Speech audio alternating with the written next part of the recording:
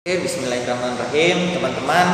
Eh, Indonesia saat ini masih dalam keadaan tidak baik-baik saja, benar Bu ya?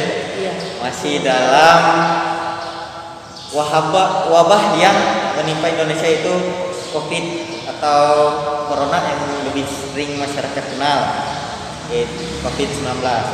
Nah, tapi karena akan waktu yang sudah lama sehingga banyak para ilmuwan menemukan cara mencegah dan sebagainya, Indonesia mengeluarkan kebijakan vaksinasi untuk seluruh masyarakat Indonesia. Nah, apa itu vaksin? Mungkin banyak terlintas di pikiran masyarakat, apa itu vaksin? Vaksin itu berbahaya atau tidak? Terus kenapa sih kita harus vaksin gitu kan? Mungkin banyaklah statement-statement yang terlintas di benak kita semua gitu ya tentang vaksin ini. Nah, di sini di samping saya sudah ada ibu kesehatan lah gitu ya. Nah, Ibu siapa namanya Ibu? Sehat Ibu ya? Maaf Ibu ya, saya mengganggu waktunya Ibu.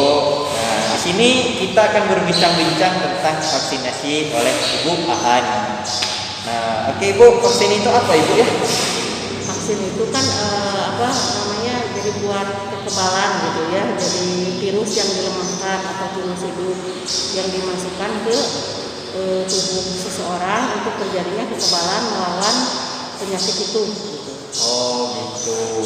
Jadi sebagai payung lah gitu untuk biar virus-virus yang berbahaya itu bisa terhambat masuknya oleh vaksin tadi. Karena udah ada virus itu, jadi kalau ada virus corona juga yang datang jadi bisa kebal gitu. Karena udah ada di sana, udah ada vaksinasinya. Oh gitu. Oh ya Ibu, maaf sebelumnya nih Bu. Ibu di kesehatan sendiri di Puskesmas Kersamenak ya. Jabatannya itu sebagai apa Ibu? Sebagai tenaga promotor kesehatan. Tenaga promotor kesehatan yang Basicnya dulu bidan, tapi saya mengambil promotor kesehatan gitu. Oh, basicnya beda, cuman di kantor sekarang jadi itu ya. Oke. Dan sekaligus mengadakan vaksinasi sama desa di sini ya, di kantor desa Ibu ya. Oke. Ada kegiatan vaksinasi ke desa-desa wilayah Puskesmas Kersamenak. Kan ada 3 ya di desa Kersamenak, Desa Sukabakti sama Desa Cibunar. Kalau di Desa Kersamenak tiap hari Senin, di Desa Sukabakti tiap hari Selasa, kalau di Desa Cibunar tiap hari Rabu. Jadi puskesmas yang memberikan jadwal ke 3 desa tersebut. Biar masyarakatnya datang di sini. Jadi puskesmas kayak membentuk pola masyarakat datang ke tiap desa, nanti masyarakatnya datang sesuai jadwal. Oh gitu. Jadi bisa memfasilitasi untuk masyarakat gitu ya Bu ya.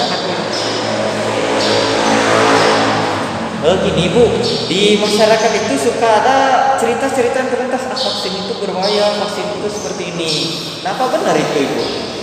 Ya kan banyak berita-berita bohong sekarang ya yang beredar sebelum vaksin diluncurkan juga kan udah banyak berita-berita yang kayak menakut-nakutkan masyarakat. Otomatis si masyarakat yang memang mempercayainya pasti bakal takut.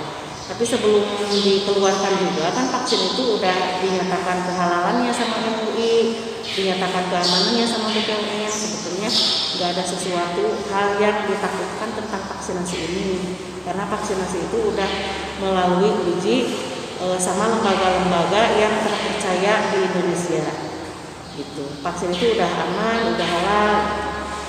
Oh, jadi untuk vaksin yang masuk ke tubuh kita itu yang akan disuntik atau yang sudah disuntikkan itu insya Allah Bu ya terjamin halalnya. Insya Allah halalnya sudah dinyatakan sama UI, amannya sudah dinyatakan sama BPOM. Gitu.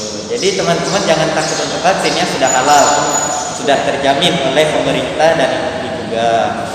Nah tapi Bu ya banyak yang menakut-nakuti vaksin itu bakal sakit atau apa benar itu Ibu? Jadi habis divaksinasi itu kan ada gejala reaksi tubuh kita ya, reaksi tubuh terhadap vaksin tersebut. Jadi kayak ada bengkak habis menyuntikan gitu ya, agak demam, agak kadang ada yang katanya suka makan terus, ada lapar terus ya, ada yang ngantuk, ada yang lemas. itu sebetulnya gejala normal, bukan gejala yang mengkhawatirkan ya. Misal kalau ada gejala berat, misalkan lebih dari itu, kita juga sebagai petugas kesehatan ada nomornya di situ, kartu vaksinnya yang bisa dihubungi. Tapi selama ini alhamdulillah dari bulan Februari kita melaksanakan vaksinasi, gak ada yang terkena gejala berat. Yang banyak itu kayak keluhan ringan aja, kayak pegel, sakit badan, bengkak habis pembentukan, sama demam ringan.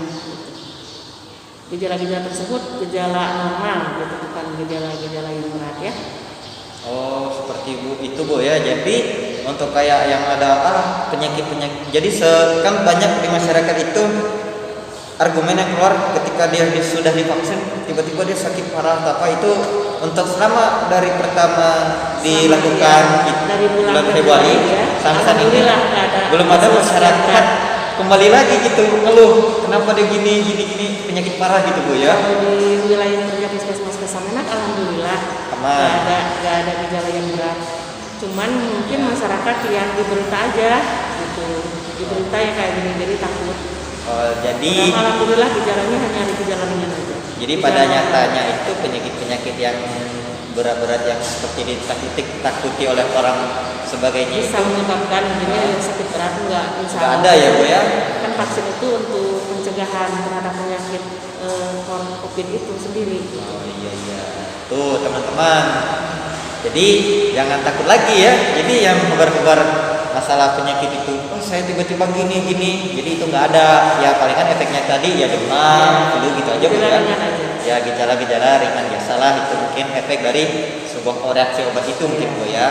Enggak hanya vaksin ini aja, kalau gejala vaksinasi itu kan banyak ya. Vaksinasi itu kayak buat bayi, sama bayi juga ada yang demam, ada yang bengkak, habis penyuntikannya sama gitu. Hampir semua vaksin emang gejala ringan suka ada. Enggak vaksin corona aja, enggak vaksin COVID aja. Gejala jadi normal gitu kalau ada gejala itu. Oh seperti itu Bu ya. Tapi Bu ya, kenapa vaksin itu biasa kan sekali gitu ya? Nah ini kenapa ada vaksin dosis 1, dosis 2 gitu ya Bu?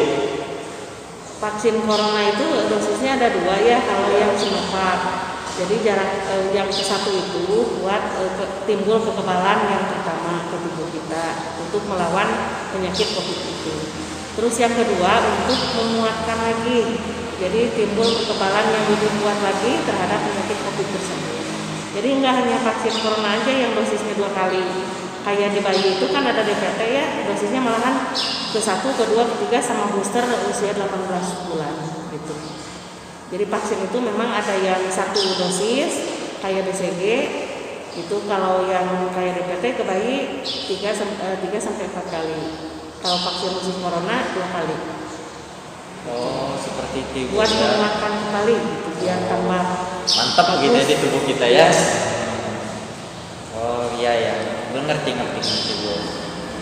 Jadi teman-teman yang di luar sana jangan takut untuk divaksin karena salah satu vaksin itu untuk menyelamatkan tubuh kita, orang terdekat kita dan orang banyak, biar penyakit yang menimpa Indonesia ini segera seluruh dunia malah. Corona itu ya COVID itu 19 ya udah jadi pandemi seluruh dunia. Jadi semoga dengan adanya vaksin ini bisa mencegah dan menyehatkan kembali dunia kita Ibu ya, yang sedang tidak baik-baik saja. Jadi ayo teman-teman, masyarakat, bapak-bapak, ibu-ibu, mari kita pergi vaksin. Insya Allah di desa-desa atau wilayah tempat bapak-bapak tinggal, teman-teman tinggal itu sudah mengadakan vaksinasi secara gratis untuk saat ini Bu ya. Sampai kapan itu vaksin gratis yang diadakan oleh pemerintah itu? Ya kalau jadwal sebelumnya ya, jadi dari ke masyarakat umum itu dari bulan April 2021 sampai April 2022. Tapi kita juga lihat ketersediaan vaksin dari pemerintah. Jadi gimana kiriman dari provinsi gitu, kalau dari kabupaten gitu gimana hasil kiriman dari situ. Rencana semula emang sampai April 2022. Oh berarti 1 tahun nih Bu ya, dari April ke April lagi. Oh berarti 1 tahun tuh teman-teman, masih ada waktu 1 tahun untuk kita bisa vaksin. Jangan dinanti-nantikan karena penyakit itu tidak ada istilah nanti-nanti Bu ya.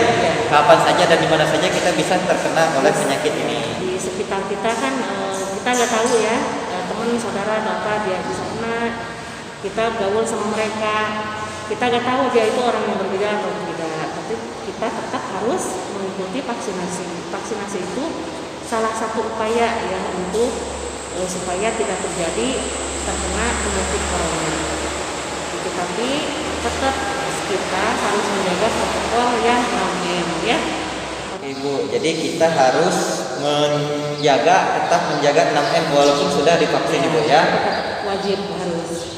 Karena vaksin itu kan salah satu upaya untuk pencegahan tidak terkena penyakit corona ya atau COVID-19 itu. Bukan satu-satunya tapi salah Ya, satu. salah satu ya.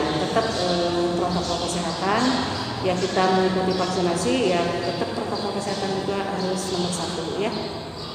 Kayak nomor 1 kan 6M sekarang ya. Ke-1 memakai masker, kedua mencuci tangan pakai sabun, ketiga menjaga jarak, keempat menghindari kerumunan, yang kelima mengurangi mobilitas atau bepergian, sama keenam mendapatkan vaksinasi. Oke. Nah, jadi masyarakat yang sudah melakukan cuci tangan, pakai masker, mengurangi kerumunan, itu semua sudah terlaksana, maka alangkah baiknya ditambah dengan vaksin biar lebih mantap Bu ya untuk kita sendiri. Dan vaksin itu kan untuk melindungi diri kita sendiri, juga keluarga kita, dan untuk negara kita juga gitu ya.